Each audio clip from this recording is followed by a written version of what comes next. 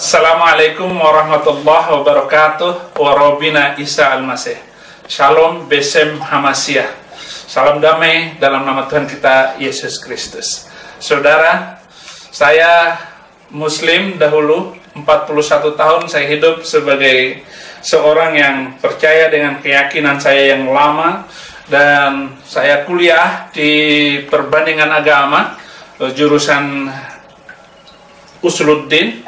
Semua agama saya pelajari, Yahudi, Kristen, Islam, Hindu, Buddha, saya pelajari semuanya. Dan saya begitu fanatik dengan keyakinan saya. Bahkan saya mendapat beasiswa dari pimpinan pusat Muhammadiyah, kuliah di Solo. Dan waktu saya kuliah, tidak kurang 15 orang Kristen masuk Islam. Semuanya saya ajak karena begitu percaya dan yakinnya dengan keyakinan itu. Bahkan saya rindu bahwa semua orang di seluruh Indonesia ini harus hidup menurut cara saya waktu itu. Tetapi perjalanan waktu dan pengkajian saya yang mendalam, akhirnya saya melihat ada cahaya baru, ada alternatif baru dalam mata saya, sehingga saya melihat bahwa Islam itu bukan saja salah menurut sejarah, tetapi secara doktrin Islam itu dibandingkan dengan Alkitab jauh sekali, saudara. Karena apa? Mulai saya meragukan kenabian Muhammad karena pengajarannya yang bertentangan dengan Alkitab. Di Islam boleh membunuh manusia lain karena perbedaan keyakinan, tetapi Yesus mengajarkan kasihilah musuhmu dan berdoalah untuk orang yang menganiaya kamu. Ini perbedaan pandangan antara Islam dan Kristen. Saya juga melihat bahwa semakin akhir di zaman ini, semakin teroris mengacaukan seluruh dunia. Dan semakin jauh sebuah agama dari tempat munculnya, dari tempat lahirnya, kok semakin jahat manusianya. Di mana-mana kejahatan itu atas nama agama berubah total. Ternyata setelah saya sadari, bukan kesalahan manusia, tetapi kesalahan dari teladan dan kitab suci. Ada Alkitab, ada kitab suci yang menyuruh manusia membunuh manusia lain karena perbedaan keyakinan. Itu bukan 1-2 ayat. Saudara, setelah saya masuk Kristen, saya keliling kemana-mana. Ada sekelompok orang berjubah. Mereka datang dengan dengan pentungan di tangan. Mereka masuk pasar, mereka memukul, menghancurkan rumah makan yang buka pada bulan itu. Orang dorong gerobak, jual minuman pakai gerobak, dibalikin hancur semua jualan minuman itu, padahal modal tidak seberapa, sambil mereka meneriakkan nama Tuhannya. Lalu ditulislah sepanjang jalan, hormatilah bulan suci. Artinya orang beribadah minta dihormati. Tetapi di dalam ajaran Kristen, apa kata Yesus Kristus? Kalau kamu sedang berpuasa, minyaki rambutmu, basuh wajahmu supaya tidak ketahuan kamu sedang berpuasa. Beda jauh. Jadi orang Kristen harus menghormati orang yang tidak beribadah. Orang yang tinggi rohaninya lah yang harus menghormati orang yang rendah rohaninya. Itu sebabnya saya berbalik. Saya tinggalkan seluruh keyakinan itu dengan apapun yang pernah saya miliki. Pesantren yang saya bina, yang saya tinggalkan semua, jabatan dan kehormatan. Rumah-rumah yang sudah saya beli, saya tinggalkan semua. Karena Yesus Kristus, Dia adalah kebenaran sejati. Saudara, luar biasa. Setelah saya terima Yesus Kristus, saya ke Ambon, saya ke Poso, kota Poso jadi kota mati. Orang-orang Kristen minoritas lari meninggalkan kota Poso. Karena banyaknya teroris yang luar biasa itu. Ini bukan provokasi omongan saya. Nonton di internet, berita, di TV, semua berbicara tentang kejahatan manusia yang mengatasnamakan Tuhan. Saudara, saya masuk Kota Poso, saya datang ke Bekasi, ada satu gereja 3 kali dirobohkan, hancur rata dengan tanah. Kali yang ketiga, oleh orang-orang yang berjubah itu setelah menghancurkan gereja itu. Teriris hati saya, miris jiwa saya melihat betapa menderitanya manusia karena beragama. Di tengah-tengah manusia yang mengatasnamakan Tuhan, lalu mereka bela habis-habisan. Gereja itu kocar-kacir, hancur. Kali yang ketiga, asap mengepul di pojok-pojok gedung gereja itu. Ada jemaatnya kocar-kacir, ada jemaat perempuan lompat pagar, ditusuk kemaluannya pakai bambu oleh orang-orang berjubah.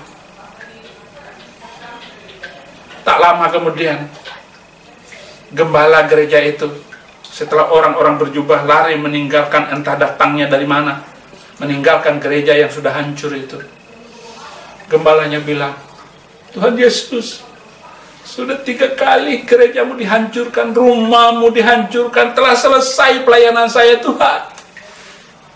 Tapi apa kata gembala itu? Pendeta itu bilang, Tuhan ampuni mereka, karena mereka tidak tahu apa yang mereka lakukan. Mata kepala saya melihat anak perempuannya menangis. Papa, besok saya sekolah pakai apa? Bocah perempuan nggak tahu apa-apa, masih SD. Saya menangis, saya melihat. Saya bilang kepada Tuhan, Tuhan Yesus berikan saya umur supaya saya dapat bersaksi kepada banyak manusia. Saya dapat bersaksi, memanggil namamu, dan menyebarkan Injilmu kemanapun engkau tugaskan kepada hambamu yang hina ini. Jadilah saya Kristen, hidup di tengah-tengah penderitaan, hidup di tengah-tengah serigala, seperti domba disuruh masuk ke kandang serigala. Tidak kuat melawan serigala, saudara. Tetapi saya yakin Tuhan akan berbicara lebih hebat lagi di masa-masa yang akan datang. Saudara, akhirnya satu kepada kesimpulan, kenapa saya terima Yesus Kristus? Karena Muhammad bukanlah nabi yang dinubuatkan oleh Alkitab. Anda cari seluruh Alkitab dari Perjanjian Baru sampai Perjanjian Baru sampai Perjanjian Lama, dari Perjanjian Lama sampai Perjanjian Baru, dari kitab Kejadian sampai kitab Wahyu, tidak akan menemukan nama Muhammad diramalkan. Kenapa? Karena seluruh nabi-nabi yang diceritakan dalam Alkitab itu, seluruh nabi itu yang pertama dinubuatkan oleh nabi sebelumnya. Yesus jelas dinubuatkan oleh sebelumnya. Yang kedua, nabi harus bernubuat. Seperti Yesus bernubuat kepada Petrus, 3 kali sebelum ayam berkokok, engkau menyangkali aku. Dan nggak lama, benar-benar terjadi. Harus bernubuat. Muhammad semua nubuatannya meleset. Nabi Muhammad bilang, Yahudi pecah menjadi 71 golongan. Kristen pecah jadi 72 golongan. Islam pecah jadi 73 golongan. Ini nubuat Nabi Muhammad. Tetapi apa bukti? Yahudi sudah pecah ribuan, Kristen sudah berapa pecahannya, Islam juga pecah ribuan golongan. Mulai dari sejak Nabi sampai hari ini telah pecah berkeping-keping. Sampai ISIS sekarang ini, itu adalah pecahan karena melihat ayah dan urusan politik. Jadi harus bernubuat. Nubuat Muhammad meleset. Jadi tidak ada satu ayat pun, tidak ada satu nubuatan Muhammad pun yang bisa dipegang. Yang kedua, harus bermukjizat.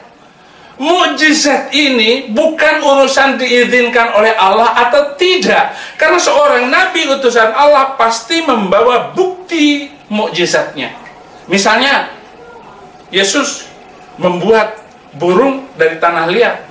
Yesus menyembuhkan orang sakit, sembuh. Orang buta melihat, orang tuli mendengar, orang mati hidup kembali, bangkit hidup kembali. Bukan mematikan orang hidup. Kalau mematikan orang hidup saya juga bisa. Kalau sekedar membunuh orang hidup, gampang. Jadi mukjizat itu adalah tanda di mana Allah berkenan kepada nabi tersebut. Jadi harus ada nubuat, mukjizat. Mukjizat diantaranya adalah seperti nabi-nabi terdahulu. Dan Al-Quran bukan mukjizat. Anda bisa buktikan bahwa Al-Quran bukan mukjizat dari Muhammad. Kenapa? Karena banyak pertentangan yang ada di dalam Al-Quran. Kalau ada pertentangan, itu bukan firman Allah, bukan firman Tuhan. Maka siapapun yang bisa membuktikan ada perbedaan antara perjanjian lama dan perjanjian baru tentang ajarannya, hebat orang itu akan membuktikan. Tidak ada perbedaan. Karena itu Al-Quran bukan mukjizat. Sama dengan orang Kristen tidak mengatakan Taurat itu mukjizat dari Musa. Tidak ada. Injil bukan mukjizat di dalam Kristen. Injil itu adalah Yesus itu sendiri yang bermukjizat dan menciptakan mukjizat. Jadi kitab suci bukan mukjizat. Apa bentuknya mukjizat? Tidak bisa dibuktikan. Jadi pertama dia harus dinubuatkan, yang kedua bernubuat, yang ketiga adalah bermukjizat. Punya mukjizat untuk ditunjukkan kepada orang-orang yang hidup pada waktu itu bahwa ia adalah nabi. Maka orang-orang Yahudi, orang-orang Nasrani waktu Muhammad datang ditanya kepada Muhammad, selalu jawabannya tidak punya mukjizat. Kalau ada yang mengatakan Muhammad membuat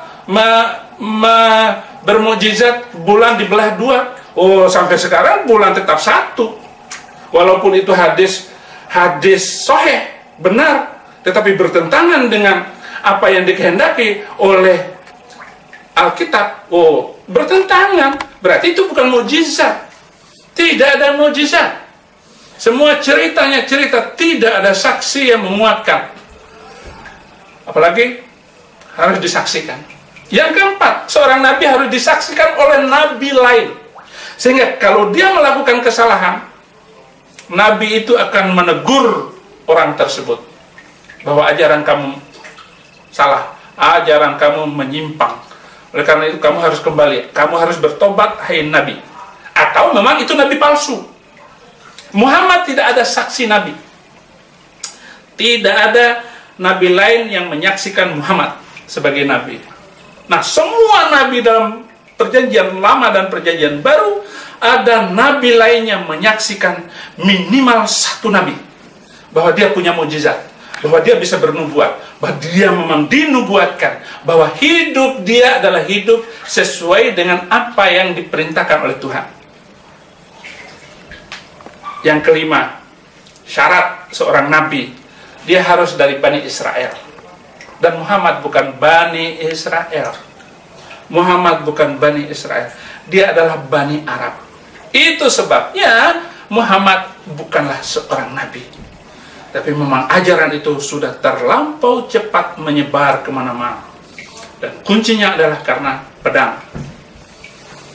Kristen agama kasih, Yesus tidak pernah membawa pedang. Jangankan pedang, pisau dapur saja tidak pernah dibawa oleh Yesus Kristus untuk menakuti orang supaya ikut dia. Tetapi Muhammad ada 27 kali peperangan. Muhammad adalah panglima perang. Artinya, apa yang kita saksikan dari sejarah, dan ini hebatnya sejarah Islam. seluruh hari-hari Muhammad bisa diikuti. Perang yang diikuti Muhammad, yang dipimpin, berapa orang yang dibunuh oleh Muhammad, jelas sekali semuanya. Jelas sekali dalam sejarah itu. Ada satu buku yang luar biasa di dalam kehidupan saya. Buku Sejarah Muhammad adalah karangan Hussein Haikal, Muhammad Hussein Haikal. Dia menulis Hayatu Muhammad. Buku ini luar biasa. Saudara-saudara muslim boleh membaca buku ini. Betapa ajaibnya tulisan itu. 4-5 halaman saya baca, air mata saya keluar. 3 halaman saya menangis. Betapa rindunya saya kepada apa yang telah saya yakini dahulu. Tetapi sekarang semuanya hancur. Karena saya menemukan satu kebenaran. Dan kebenaran itu adalah Yesus Kristus. Ana huwa sirat wal haqqu wal hayat. La yaji'u ahadun ilal ab illa bi. Akulah jalan, kata Yesus Kristus, kebenaran dan hidup. Tidak ada seorang pun yang datang kepada Bapa kecuali lewat aku, Yesus Kristus. Kenapa? Karena Yesus adalah teladan. Dia adalah uswatun hasanah. Dia adalah contoh terbaik oleh setiap orang yang merindukan Tuhan. Setiap orang yang merindukan kebenaran. Setiap orang yang mau ketemu dengan jalan, bertemu dengan kebenaran, bertemu dengan hidup. Kalau terima Yesus, hidup. Terima kasih. Tuhan Yesus memberkati.